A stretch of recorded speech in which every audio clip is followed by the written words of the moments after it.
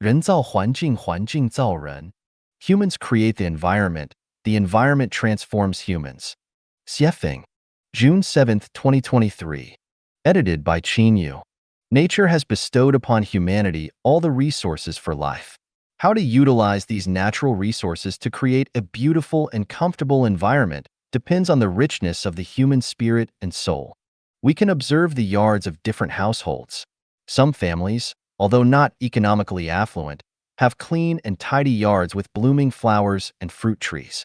On the other hand, some families have lifeless yards filled with garbage, dirty and unkempt.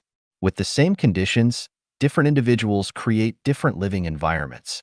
When we look at the social living environments in countries like the United States, China, and Japan, we find stark differences.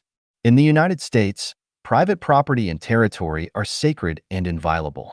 In China, there is a promotion of wealth equality and common prosperity. In Japan, private enterprises are protected, allowing century-old businesses to thrive. This indicates that the values of Americans, Chinese, and Japanese are completely different, resulting in vastly different social living environments. For example, there is a piece of land in front of a house. Some people prefer to transform it into a lawn, while others prefer to grow vegetables. Some may turn it into a small square. Different consciousness leads to different environmental choices. From this, we can understand that the environment is a product of human consciousness. The kind of consciousness one possesses determines their living environment. Conversely, the environment can transform individuals. The story of Mencius' mother's 3 moves best illustrates the impact of the environment on a person. Mencius' mother moved 3 times in order to provide a better environment for her son's growth. Initially, they lived near a cemetery, where Mencius would play among the graves. His mother realized that staying there would ruin her child's potential, so they moved next to a market. However, Mencius would spend his days playing as if he were a merchant. His mother felt that this place wouldn't allow her son to grow healthily, so they moved again, this time next to a school. There, Mencius would engage in games of ritual and respect. The environment, being a graveyard, led Mencius to learn funeral customs and blow trumpets. The environment being a slaughterhouse, Mencius learned how to butcher pigs and sheep.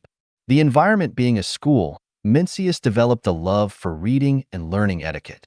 Understanding the principle that humans create environment and environment transforms humans establishes a guiding beacon for human development.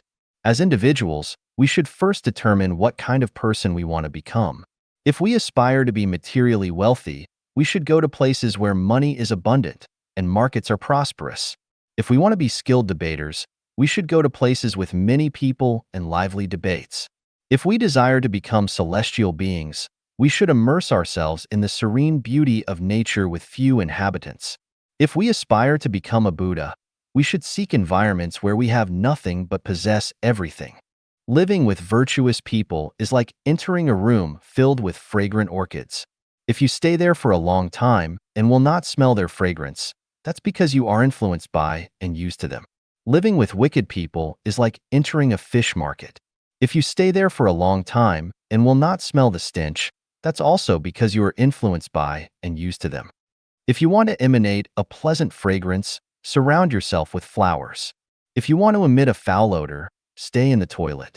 If you deeply understand that you are currently in the toilet and aspire to live among flowers, the best way is to leave the toilet, break free from its confines, and enter an environment where flowers bloom.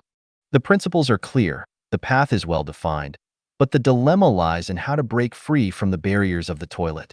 It's difficult, especially when there are entanglements of family, emotions, and debts. Escaping the toilet is as challenging as reaching the blue sky.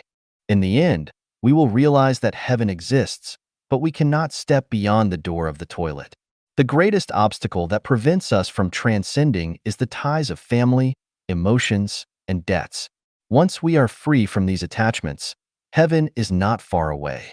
However, who among ordinary people can truly overcome the threshold of family, emotions, and debts?